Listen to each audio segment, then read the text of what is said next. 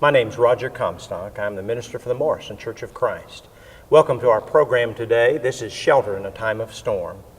We are here on location in Moore, Oklahoma. You've probably heard in the news about the horrible tornado that struck this town about 8 days ago.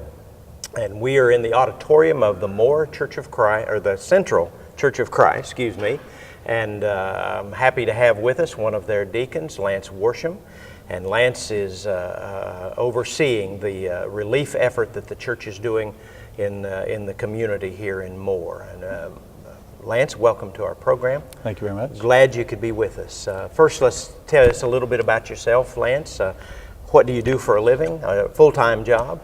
Yes, I'm the Vice President of Finance with Allegiance Credit Union, overseeing accounting and collection in that credit union. All right. And what is your responsibility as a deacon in this congregation? Two of my main responsibilities would be the finance area and then also our new building project. Wow, great.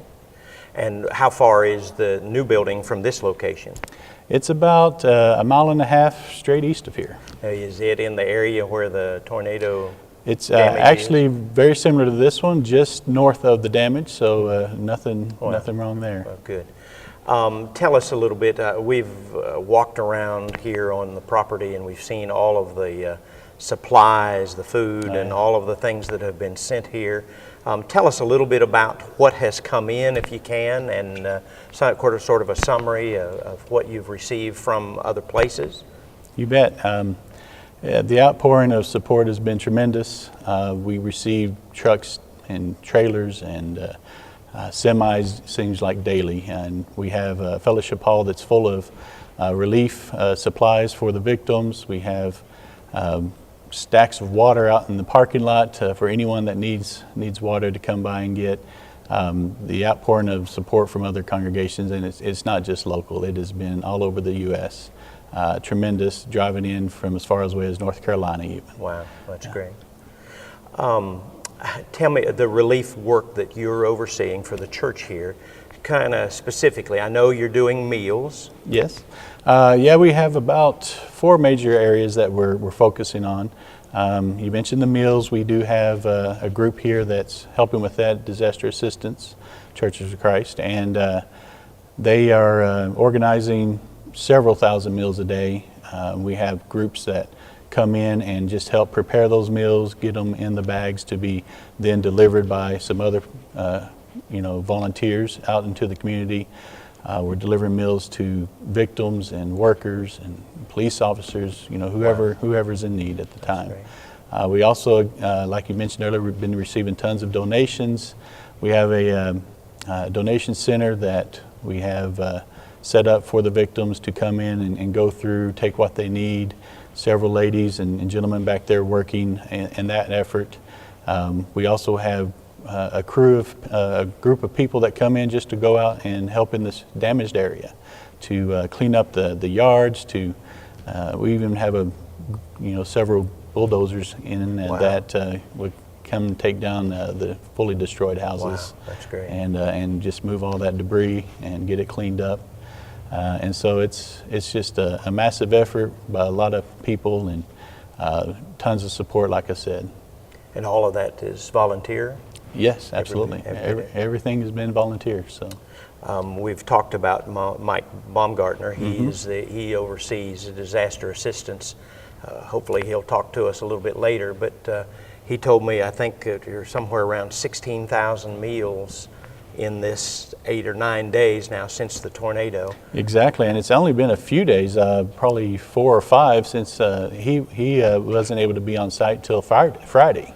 And so our meals didn't start till Friday. And wow. It's been a lot of work over the past So you're just about weekend. 6 days or so. Yeah. So you're averaging well over, nearly 3,000 meals a day? Probably, yeah. Wow, that's amazing. It is. And all of that is the food for those meals, all of that has been donated. Yep. And I know the Church of Christ Disaster Relief in Nashville has also helped some. Absolutely. They sent us a huge semi-truck that took forever to unload, but Wow. we got it done. I'll bet. Wow. But it was tremendous to receive that, and and they've been on site a couple times to help us out, give us advice. Good deal. And I know they're still supporting us when we need it. They'll be sending another truck. So. Well, that's great, and to have people like Mike and these other disaster assistance people who have been in these kinds of situations and know what to do and how to organize and get prepared and so forth, that's a real plus. I'm It's sure. a blessing. It is. They've been through this before. They know how to get things organized, and that's been a real help. That's great. Tell us a little bit about the congregation here. How many members do you have normally? We range between 320, 350 on a Sunday morning. Well, that's great. Good work. As far as actual members who have been displaced because of the storm, how many? We're looking at probably 12 to 15 that either lost their house completely or the house is deemed unlivable at the time. It may not be a total loss, but they can't be there right now. Right. And have they been able to find? Yeah, absolutely. Most of them just found family to go stay with. That's great. We haven't had the need to shelter anyone as far as victims go. They all have their own arrangements, and they're blessed in that respect, having family close, and That's great. Great help and friends as well. Sure. I know the president visited, I believe, on Sunday. As far as government assistance here in the community, do you have any knowledge about that? Or Not a lot. I do know we received a lot of visits, a lot of promises of support. It's always good to have them on site to get a first-hand view, to know what we're dealing with, so that support can start.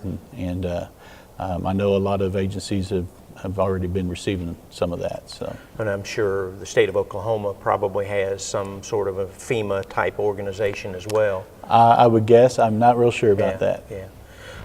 Back to the members here. There was no serious injury or loss of life among the church family here. Yeah, we actually all the ones who lost their homes were either off-site or safe in their safe area. We only received, to my knowledge, a couple of ladies that had injuries. They were both at two of the different schools that were hit. Both of them are teachers, and they're doing well. They've both been released from the hospital, attended services yesterday, or Sunday, I should say. And so really blessed and glad for the protection God gave us in that respect.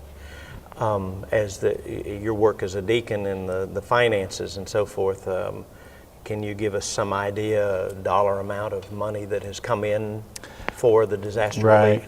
I haven't heard the latest number. I'm sure it's well over what I know, which the last number I heard was over 80,000 already, just from outside congregations and people walking in and just handing us checks and cash and gift cards, and it's amazing. That's great. And we have several promises of more that I've been fortunately able to answer email finally. We had plenty of email. I think I had over 100 emails from different places to offering their support, and it's been tremendous. If it's all right with, I'm sure we'll be all right, we'll share the address and contact information for the church here and others that would like to send.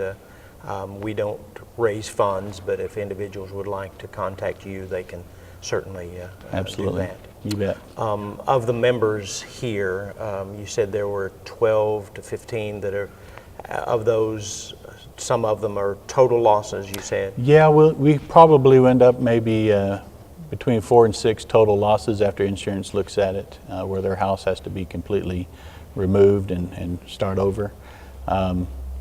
We've already, I know we've already taken down at least 3 of our members' houses. Wow. Some of the volunteers having the large equipment to do that, and they were able to do that for them. And that's great. It is great.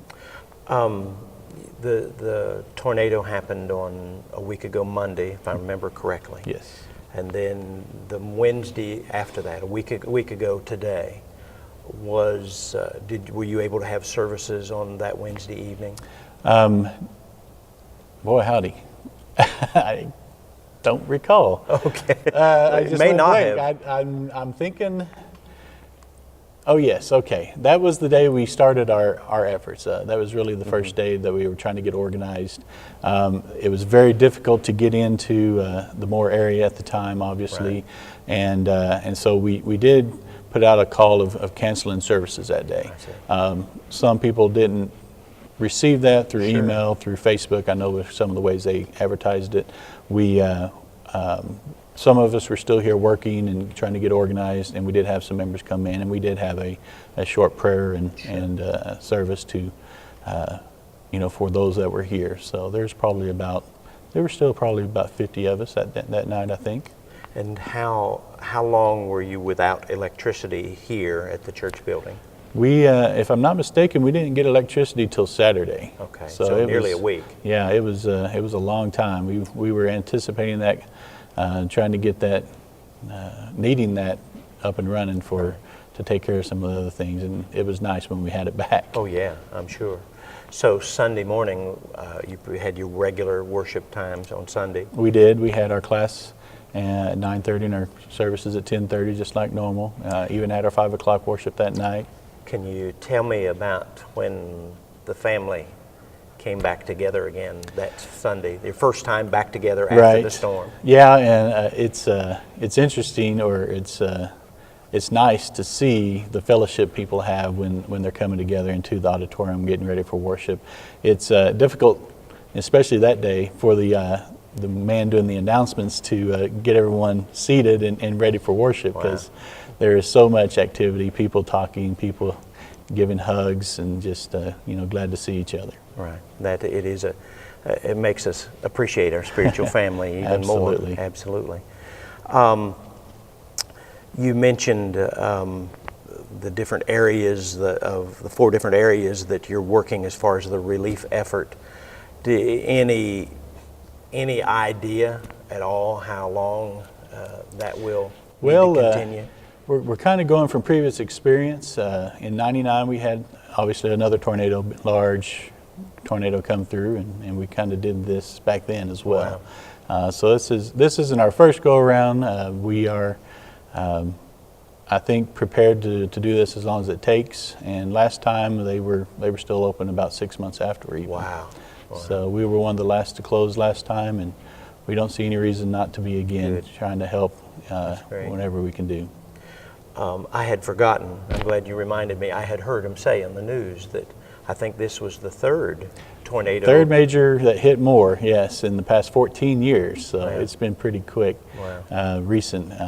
The 2003 tornado, while it did take out several residents, it wasn't near as big, didn't have as much destruction, but it was right through Moore again. So I looked on the internet at a map that showed the path of the 3 storms, and they were virtually identical. Very similar, yes. I believe I would move outside of that pathway if I Fortunately, lived my house is outside all 3 of them so far. And do you, of people, and maybe your sense not just of your members, but people in the community, what are people so afraid? Are they? I grew up in an area where there were spring floods, and they'd move out and move back in, and so. Tell me about the people in the church here and in the community and their spirit. And absolutely, and it's been a tremendous outpour of support, and even the ones in the community have got that spirit of recovery. We've been through this before. We know we can overcome it. Fortunately, the death count wasn't very high. It wasn't as high as it could have been, and we have that blessing of having the area where we have good meteorologists that has some technology to handle those type of things and to warn us ahead of time. And so a lot of people, that had losses, especially in our congregation, know it's just stuff. We didn't lose any of our family. We didn't lose any of our friends. Absolutely. It's just stuff that can be replaced. It wasn't the important things that we lost. Our hearts obviously go out to those that had losses in their families, and that's a tragedy that they're going to have to live with and deal with, and you know, we're there for them as well, whatever Absolutely. their needs are. And what was the final number? The final? I believe it's deaths? 24 or 23. That's what I had heard. And a tornado of that size, that's pretty remarkable. Yeah, it is. And you know, people sadly always want to blame God. Yeah. And a lot of people ask questions, particularly when children die. How could a loving God allow this to happen? And as we had said in a previous program, we need to go back and read the book of Job. Right. And Job lost his family to a whirlwind, a tornado, in essence. Right. It's what we would probably call it, and lost his whole family. Yeah. And we know that was the work of Satan. It was not Exactly. the work of God. And, Absolutely. And so we need to keep that in mind and be encouraged that standing for God has consequences sometimes. Satan is out to do his thing. Absolutely. Anything that you would like to, anything I haven't asked you that you'd like to talk about? Well, you know, I will say that, give you a kind of a story of Okay. one of the, how one of the, I guess one of the outreach programs that we've seen, the benefit of this, I guess you'd say, where while one of our crews was working on one of our members' houses, it's kind of out in a more rural areas, 5-acre lots, I guess, so it's a larger area. We had a couple of ladies that were driving around looking for more places to send our people as we need to utilize the resources we have. Right. And they saw this man and his mom walking down the road, and it was right by one of our members' houses that they were checking on. And they asked them if they needed any help. And well, apparently they lived just over the hill from our member, but it was on a dead-end street, and there was no one back there. That you couldn't see the house because of the hill. And so we talked to them about the relief center that we have here. The ladies went with them to their house and saw the tremendous need. The house was virtually destroyed as well. They had pulled all the items they could salvage out of their house and had them on the front lawn. And some of them were covered with tents, but not everything. And the lady let them know, really, I just need help getting my items to my storage bins. I have storage units, 3 of them ready to go. I just don't have anybody to help me get it there. Well, not only did we, obviously the next day, send crews out to help them pack up and get their stuff to the storage bin, the other crews were out cleaning their lot, and the crew's going to take down their house when it's time. Wow. They were just lost back in the background. Us being in the community, trying to help one of our members, seeing the need from another person, we were able to take care of that need as well. It was just a great story. Glad we're here to do what we can. That's great. This community is blessed to have you and this congregation, and it can be a very important time to a congregation to reach out in the community and let people know that we do care about them. Absolutely. It really is a very hard, emotional thing to see your house and every personal possession Can imagine. Yeah. blown away, and to lose everything. And when people have lived their lives putting the emphasis on worldly things, and it's all gone, then they're left with nothing. Yeah, it's devastating. for them. And many times they need something. They always need something to fill that void, and oftentimes it makes us all think about spiritual things, and it certainly is an opportunity to reach out and teach people the gospel and lead them to Christ. Absolutely. And appreciate your great work, Mike. I did it again, Lance. And let me ask you a couple other questions about You your bet. family. I know we've met your wife, Yep. and you have some children. We have one daughter, 13 Okay. years old, Taylor. And you work a full-time job, you told me, where you're occupied till about 4 or 4:30 every day, and then you put in your evenings here, so you're stretched, to say the least. And building a new building, overseeing that as well. So Right. You're doing a great work, Lance, and we appreciate you and the church here, and appreciate you taking the time out of a very, very busy schedule to talk with us, and just grateful to you for all your great work. Thank you. I have a lot of help, as you can see by walking around here. There's plenty of people doing a lot of things. People, yeah. And God bless you in your work and the church here, and we'll hear good things from this church, I know, for the future. Thank you. Again, we're here with Lance Worsham. We're at the Central Church of Christ in Moore, Oklahoma. The tornado that hit here about 8 or 9 days ago, they have a major relief effort going on with the help of a lot of volunteer individuals, a lot of congregations from around the country that have sent goods, money, all kinds of things here to help with the relief effort, and they are doing a great work in this community and reaching out as we should as children of God.